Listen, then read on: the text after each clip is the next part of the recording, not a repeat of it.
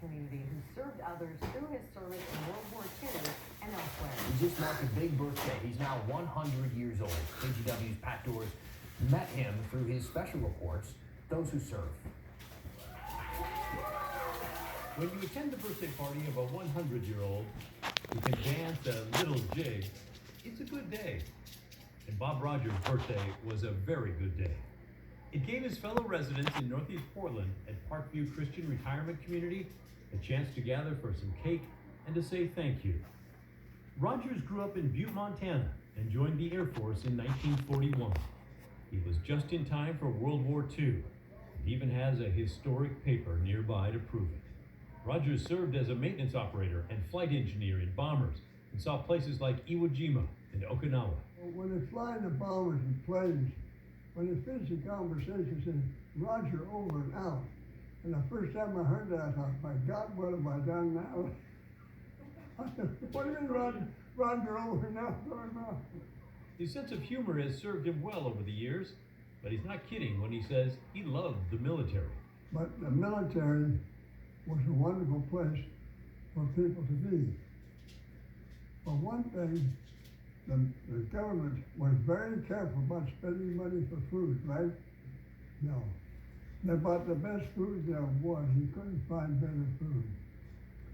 You couldn't find better lodgings, and we were just a family. So it was really a wonderful thing to stay to be in the military. I want to stay as long as I could. He stayed in nearly 30 years, surviving World War II and then Korea, and finding himself at the Air Defense Command during the Cuban Missile Crisis in the early 1960s. He made sure the crews maintaining the planes did their jobs well, and that they had the supplies and systems they needed to keep the squadrons flying. He and many others expected to die if the U.S. and Russia went to war over the missiles that Russia had moved to Cuba. And my wife even had a phone number that she was going to leave because we figured we'd be one of the first bases hit at a retaliatory strike. Fortunately for all of us, it did not happen. The Russians took the missiles out of Cuba and no shots were fired. Okay. Bob Rogers got an honorable discharge as a senior master sergeant, then worked many years in the post office before his retirement. Now in his 100th year, it's a bit harder to get around than before, but that old uniform coat and hat still fit just fine. Bob Rogers, a veteran who served America for most of his life, is now in his golden years and accepting well-deserved gifts. What else would you give a 100-year-old? But a $100 bill.